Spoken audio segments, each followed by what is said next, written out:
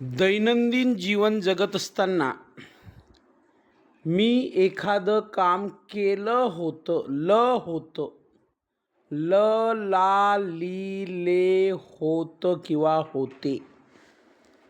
अशा प्रकारची वाक्य जर आपल्याला इंग्रजीमध्ये बोलायची असतील, तर आपण बोलू शकतो का? तर 100% बोलू शकतो. मी शाळेत गेलो होतो. मी त्यांना मदत केली होती. ती घरी आली होती. माझे मित्र बोलले होते. या सर्व वाक्यांवरून आपल्याला काय अंदाज येतो, की ल, ला, ली, ले, होते. आहे नाही होते. अशा प्रकारच्या वाक्यरचना इंग्रजीमध्ये बनवू शकतात का? इंग्रजीमध्ये यांचा एक पॅटर्न तयार होऊ शकतो का? तर या प्रश्नाचं उत्तर आहे 100% होऊ शकतं. बघा, सुरुवातीला आपल्याला सब्जेक्ट घ्यायचा आहे. त्याच्यानंतर हॅड घ्यायचं आहे. हॅड नंतर मुख्य क्रियापदाचं व्ही3 म्हणजे तिसरं रूप घ्यायचं आहे. आणि शेवटी आपल्याला ऑब्जेक्ट म्हणजे कर्म घ्यायचं आहे.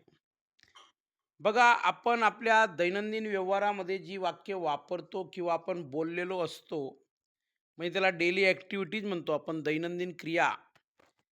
तर या पॅटर्ननुसार कशा तयार होतात बघूया. I had eaten mango. मी आंबा खाल्ला होता. खाल्ला आहे नाही. मी आंबा खाल्ला होता म्हणजे भूतकाळात खाल्ला होता. मग तो 1 तासापूर्वी खाल्ला असेल, तो 2 तासापूर्वी खाल्ला असेल, 10 तासापूर्वी खाल्ला असेल किंवा काल खाल्ला असेल.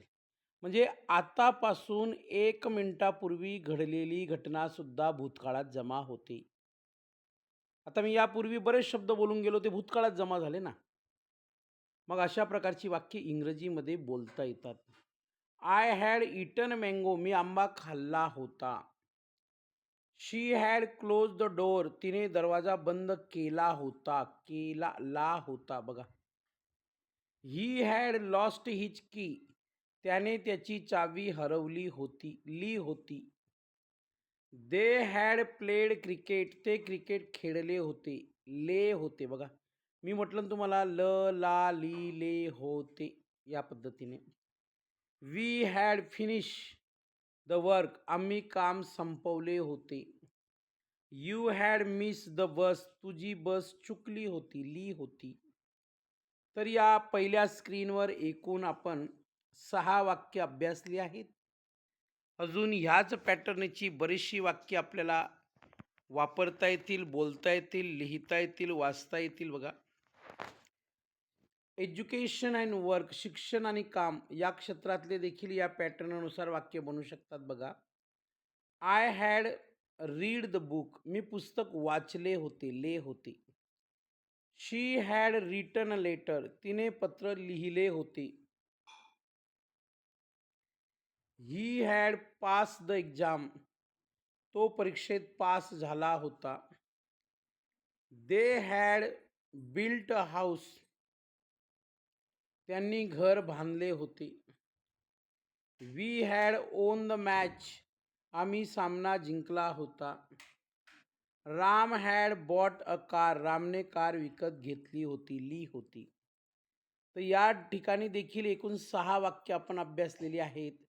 तर पहिली 6 वाक्य आणि आताची 6 वाक्य एकूण 12 वाक्यांचा अभ्यास आपण केला आहे. राईट. आपल्याला मी एस प्लस हॅड प्लस व्ही3 प्लस ऑब्जेक्ट या पॅटर्ननुसार ही सर्व वाक्य सांगत आहे, एक्सप्लेन करत आहे, त्याचे प्रेझेंटेशन देत आहे. बघा, पुन्हा आपल्याला अशी वाक्य अभ्यासता येतील. लक्ष द्या.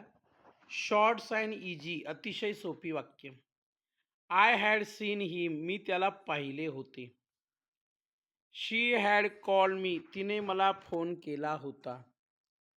It had rain. पाऊस पडला होता. They had left early. ते लवकर निघाले होते. We had told the truth. आम्ही खरे सांगितले होते. ही हॅड स्लेप्ट तो झोपला होता, ला होता. ही हॅड स्लेप्ट तो झोपला होता. कॉमन ॲक्शन्स नेहमीची वाक्य बघा किंवा नेहमीची कामे. I had wash my cloth मी माझे कपडे धुतले होते. शी हॅड कुक फूड तिने जेवण बनवले होते. They had gone to school ते शाळेत गेले होते. पुन्हा आपल्याकडे 9 वाक्य आहेत. 21व्या वाक्यापर्यंत आपण पोहोचलो आहोत. अजून आपल्याकडे एकूण 9 वाक्यांचा अभ्यास आपल्याला करायचा आहे बघा. कॉमन ॲक्शन नेहमीची वाक्य. I had wash my cloth मी माझे कपडे धुतले होते. शी हॅड कुक फूड तिने जेवण बनवले होते. They had gone to school ते शाळेत गेले होते. He had broken the glass त्याने काच तोडली होती. वी हॅड मेड देम आम्ही त्यांना भेटलो होतो. यू हॅड हेल्प मी तू मला मदत केली होती. पुन्हा मोर एक्झाम्पल्स आणखी काही वाक्य उदाहरणे. I had forgotten his name मी त्याचे नाव विसरलो होतो. She had clear the room तिने खोली साफ केली होती. तर आपण अशी बरीचशी वाक्य पाहिली आणि ती वाक्य पाहिल्यानंतर आपण ती अभ्यासली. याच्यामध्ये आपल्याला एकच गोष्ट लक्षात ठेवायची आहे की एखादी गोष्ट किंवा वस्तू किंवा काम मी केलं होतं, केलं आहे नाही मी केलं होतं. तर अशा प्रकारची वाक्य आपण या पॅटर्ननुसार बोलू शकतात. व्हिडिओ निश्चितच प्रभावी झालेला आहे आणि today you have learn a new pattern. तुम्हाला काही एक नवीन पॅटर्न शिकायला मिळाला आहे आणि त्या पॅटर्नच्या मदतीने तुम्ही अशा प्रकारची वाक्य बोलू शकतात, लिहू शकतात, वाचू शकतात. Thank you very much. धन्यवाद.